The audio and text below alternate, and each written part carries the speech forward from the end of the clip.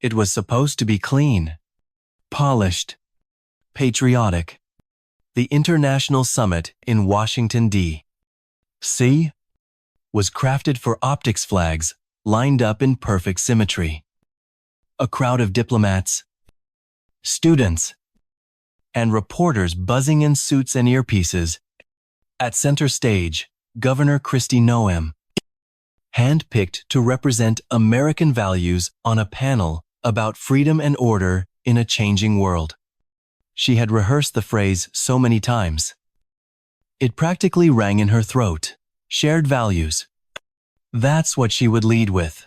What the organizers hadn't expected, what no one fully grasped, was that they'd invited a storm. Captain Ibrahim Traoré, a young African military leader, had been added to the panel last minute. His recent speech at the African Sovereignty Forum had gone viral. It wasn't the kind of speech that made people clap politely. It made them question everything. The Western media called him a populist in uniform. The African youth called him a symbol of resistance. To Christy, he was a disruption. From the moment they stepped on stage, the tension was palpable. They didn't shake hands. They didn't make eye contact. Christy stood in her signature red blazer, spine straight, a small flag pin gleaming under the lights. Traoré sat calmly, hands folded, eyes observant, not combative. Just ready. The moderator, cheerful and oblivious, opened the panel with the usual diplomatic warmth. Governor Noem, Captain Traoré, thank you for being here. Let's begin with the big question. What does freedom look like today? Christy took the mic with ease. Let me be clear, she said. America doesn't just talk about freedom. We defend it. We build it. But civilization has a cost. And not every culture is willing to pay it. Her words were elegant, but sharpened, and everyone knew who they were pointed at. The moderator turned to Traoré. Captain, your thoughts. Traoré leaned into the mic, voice calm, but cutting through the air like cold steel. Freedom, he said, is not how many fast food chains you open, or how fast you stream Netflix. Where I come from, freedom means resisting the foreign hands that write our destiny in languages we didn't choose. The room stirred. Christy leaned forward. That sounds noble. But let's not confuse rebellion with civilization. Some of us had to fight to bring order to chaos. Others seem to prefer living in it. The air shifted.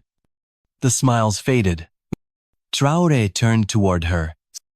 Slow and deliberate.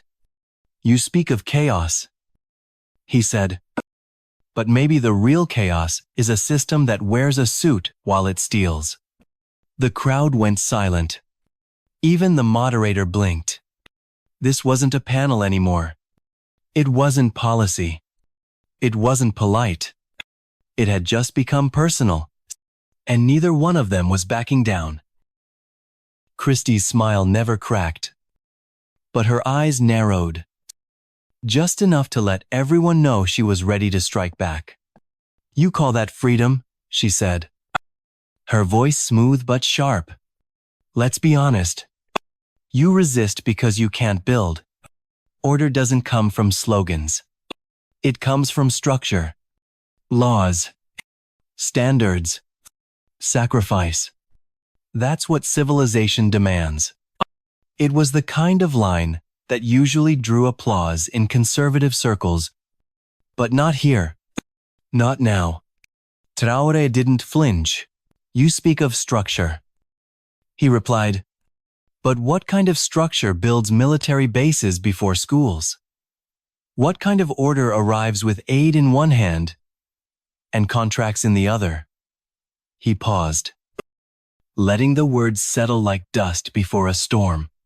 You don't bring structure, he continued. You bring silence. You control the narrative. Then label us chaotic when we finally speak. Gasps fluttered through the audience.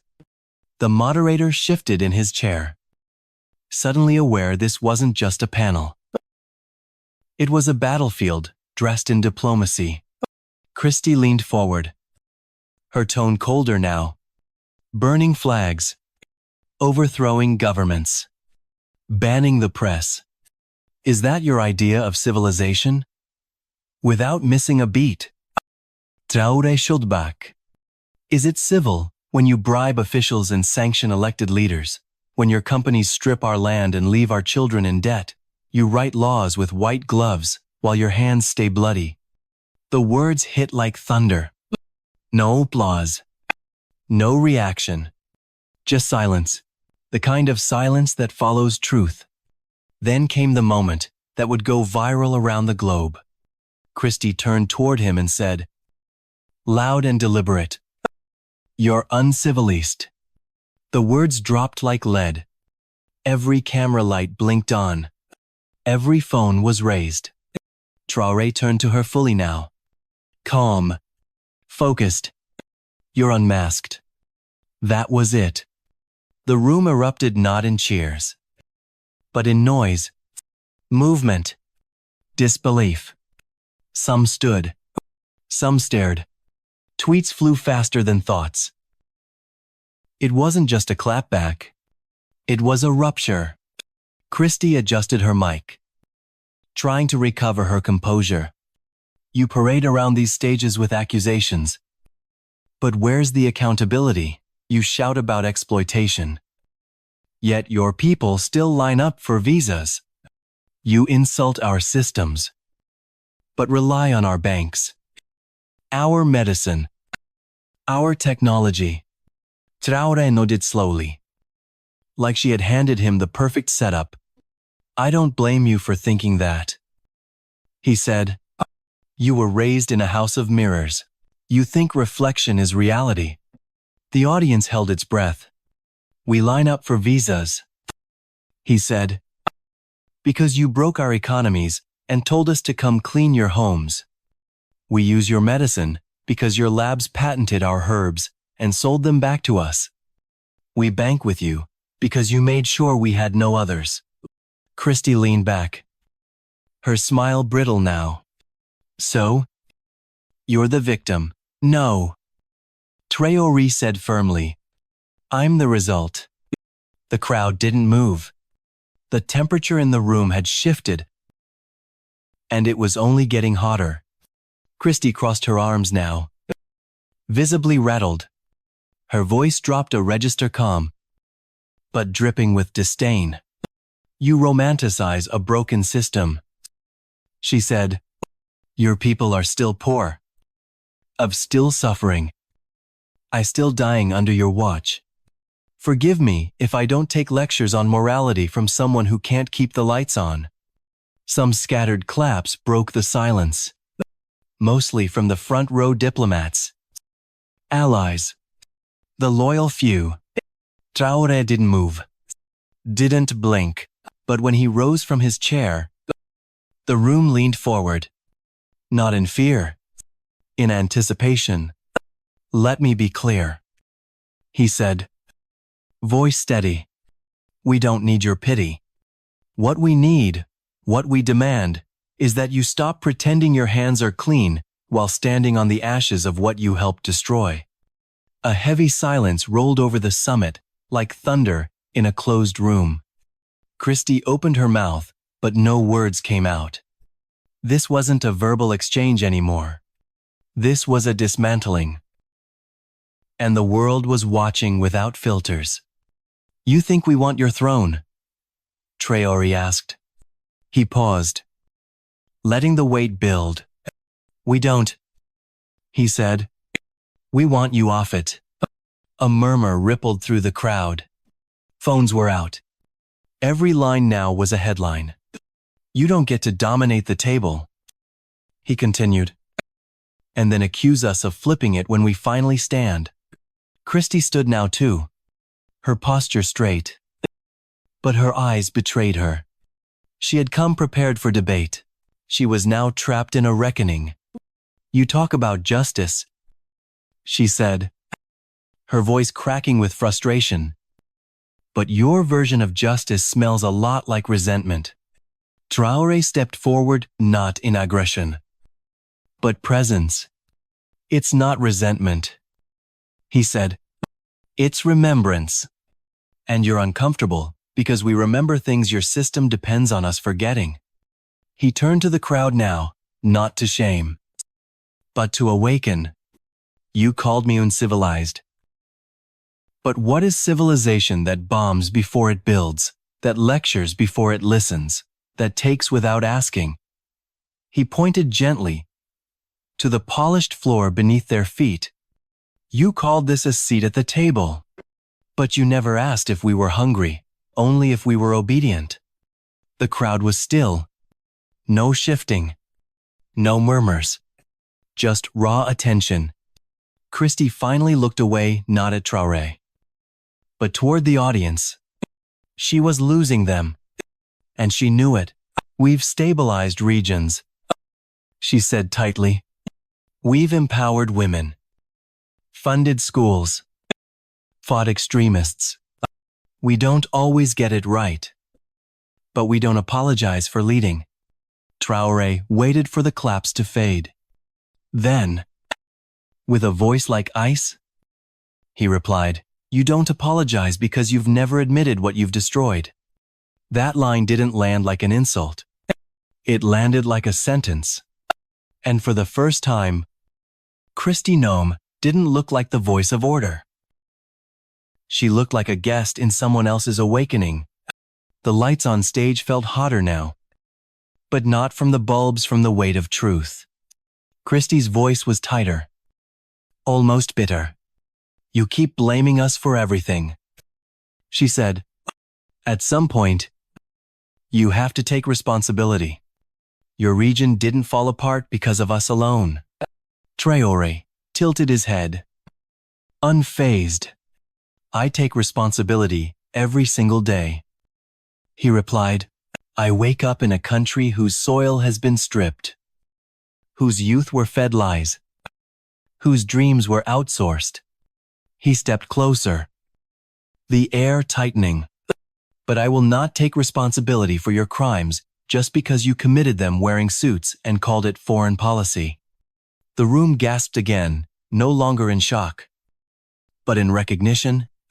Something sacred was cracking open. Christy's tone sharpened. "You want to walk away from the world, unplug from everything. That's not how it works. You'll come back. You always do. When your borders collapse, when your enemies rise, when your people suffer, then you'll come knocking." Traoré raised his head slowly, not to challenge, but to clarify. "We're already suffering," he said. "Not because we stood alone, but because we stood behind you." The words hit like a stone through glass. Real. Inevitable. And the only thing worse than suffering, he added, is suffering for someone else's image. Silence. No coughing. No whispering. Just the kind of stillness that follows a truth no one wants to admit out loud. Christy stepped forward now, eyes flashing. "You think I don't care," she said. "You think we sit in rooms like this and sleep easy while your people starve. We fight for peace. We give. We lead. And we carry more weight than you'll ever understand." Traoré didn't raise his voice. He didn't blink. "No," he said. "I think you sleep because you've convinced yourselves the pain is necessary." That stopped her. Not just her. The whole room. She opened her mouth, but nothing came. Not right away. Because deep down, somewhere, past the talking points and flag pins, she felt it. He wasn't fighting her. He was holding up a mirror. "You speak of pain," she whispered finally, voice tight with restraint. As if America has none. As if we haven't bled for freedom. Traoré nodded slowly. You bled, he said. But you chose where? You chose when. And most of the time, you bled on land that wasn't yours. Her jaw clenched. Her hands gripped the edges of the podium. You uplifted some, he continued. But you buried others. You speak of sacrifice, but yours was voluntary. Ours was taken. The audience felt that. You could see it in their posture. They weren't just spectators anymore. They were witnesses. And Christy Noem, for all her titles and polish, was no longer driving the conversation. She was defending herself inside it. Christy's voice was down to a whisper now. You speak like pain made you noble, she said. But bitterness doesn't build nations. Blaming us won't fix what's broken back home. Traoré stared at her calm. Still. Then he stepped forward. But not toward her. Toward the audience. Toward the world. We're not asking you to fix what's broken, he said. We're asking you to stop breaking it. A quiet hum moved through the room. A realization. A shift. Christy folded her arms, falling back on the one thing that had always steadied her righteousness. We've done more good than harm, she said. We've built schools, trained leaders, protected entire regions. We're not perfect, but we're not the villains you paint us to be. Traoré nodded once. You did those things, he said. When it served you. When it looked good on a flag. You educated girls but pulled funding when they chose their own paths. You protected regions, but only the ones with resources. You built peace, but only after dropping bombs. He turned back to her. You didn't show up to save. You showed up to control. That one cut deeper than any insult. Because it wasn't shouted. It was delivered like a final diagnosis. Christy raised her hand to cut him off. So, what? You want us gone. You think the world's better without us. Traoré didn't flinch. We don't want your charity. We don't want your lectures. We want one thing: space. Space to speak. To rebuild. To breathe without permission. The moderator, pale and sweating. I tried to interject. Perhaps we should. Traoré didn't even look at him. You've told your story for centuries, he said. Now, we're telling ours. A single clap echoed from the back of the room. Then two. Then none. This wasn't a standing ovation. It was deeper. Quieter. Acknowledgement. Not applause. Christy tried one last time. You think walking away from alliances makes you stronger. That silence fixes injustice. Traoré met her eyes one final time. You still don't get it, he said. We're not asking to be heard. We're asking to be left alone. Christy scoffed. But the heat was gone. Left alone. The world is connected. You can't unplug. Traoré tilted his head. We didn't plug in, he said. The world plugged into us. Took from us. Labeled us. Used us. And now, you call it a partnership. The room was done pretending. Then came the line. The one that would echo through headlines. History books. And handheld screens around the globe. Traoré looked into the cameras. You've written our story long enough, he said. We're taking the pen back. No mic drop. No roar. Just silence. The kind of silence that follows when truth doesn't ask for applause. It demands surrender. And across from him, Christy Noem didn't respond. Because for the first time, she couldn't. The lights hadn't dimmed. But the room felt darker. Christy Noem stood behind the podium, face half lit, half shadow. Not by design, by truth. She looked down not to read her notes, but to steady her hands. There was nothing left on those papers that could help her now. Across from her, Captain Traoré didn't move. He wasn't gloating. He wasn't smiling. He was waiting not for applause, not for validation, but for the world to catch up to what had just been said. The moderator cleared his throat, voice shaking. Well, perhaps we've touched on some difficult truths today. A reminder of why dialogue matters, even when uncomfortable. No one clapped. Not yet. The room was still processing the aftershock. Christy finally spoke again, voice lower than before. You want to walk away from the world, she said.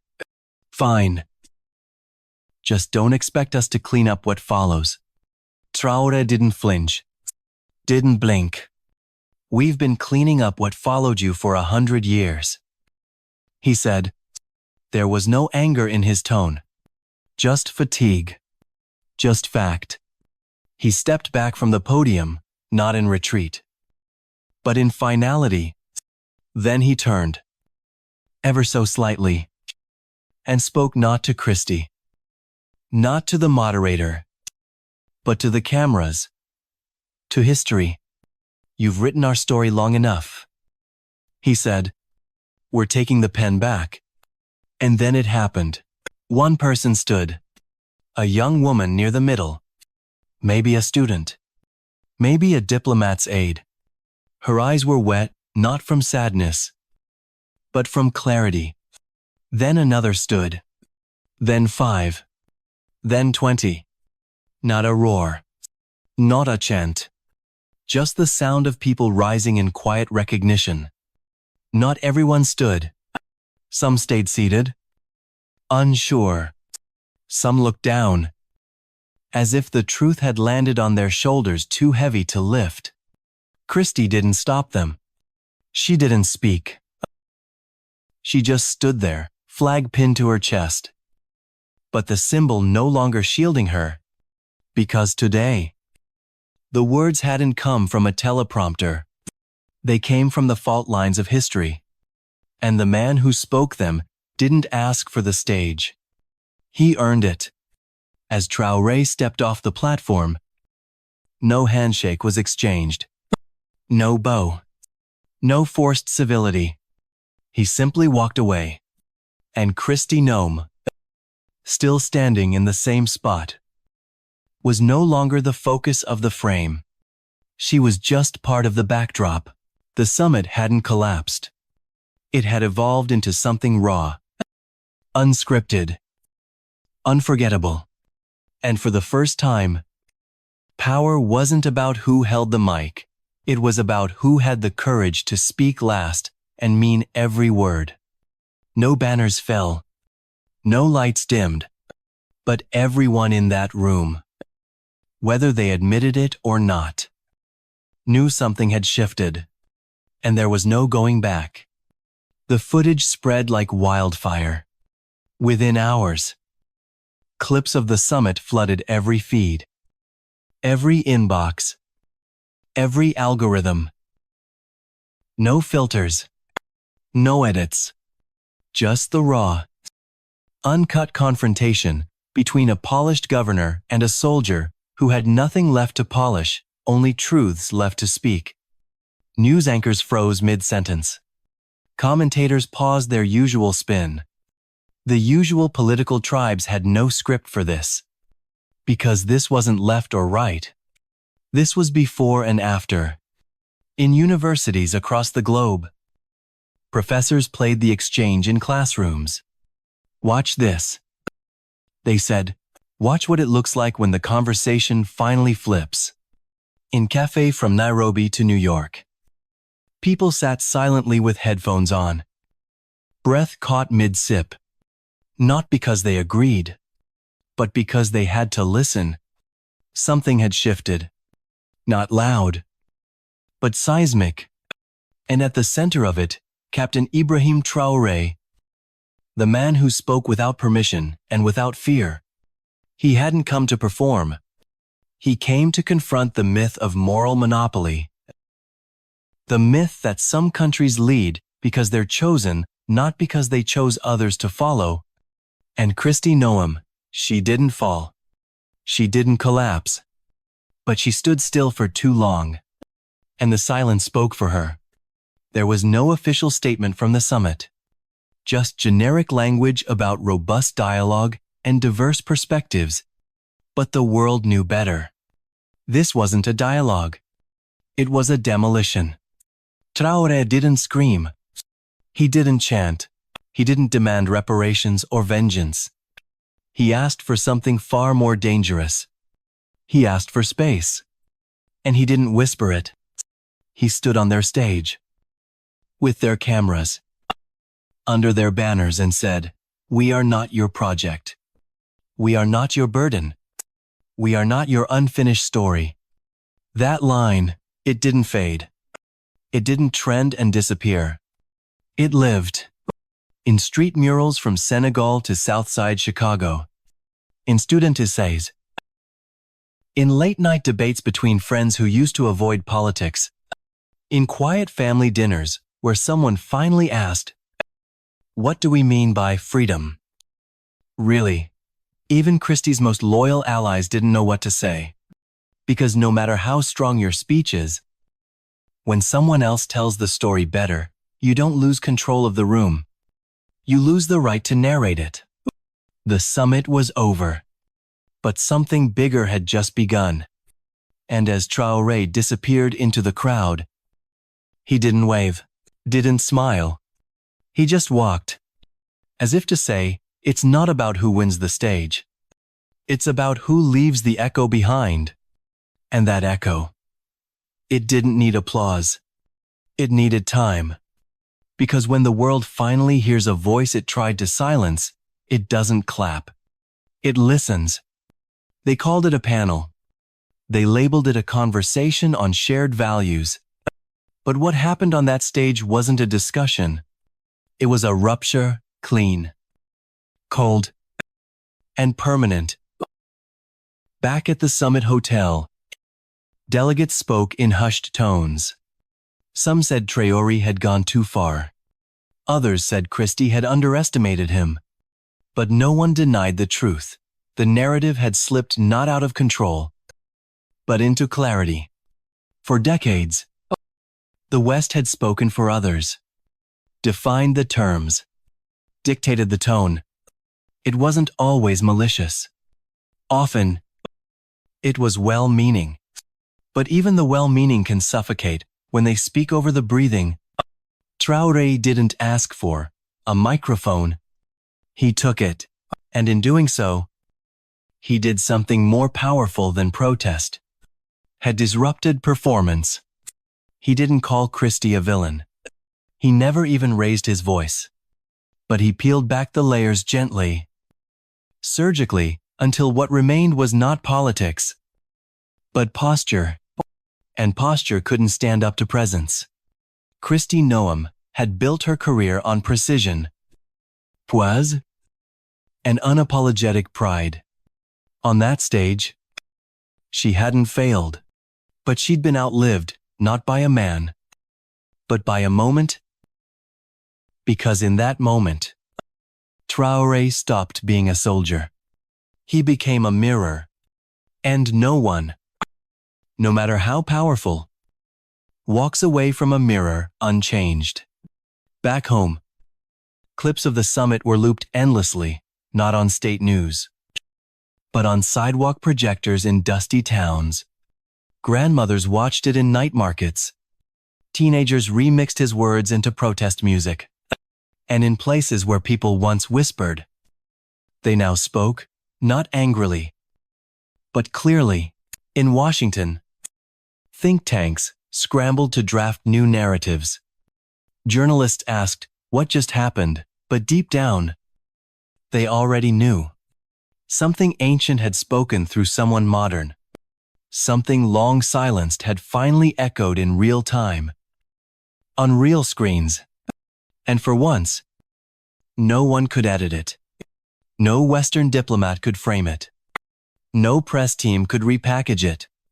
Because truth, once spoken with stillness, cannot be negotiated.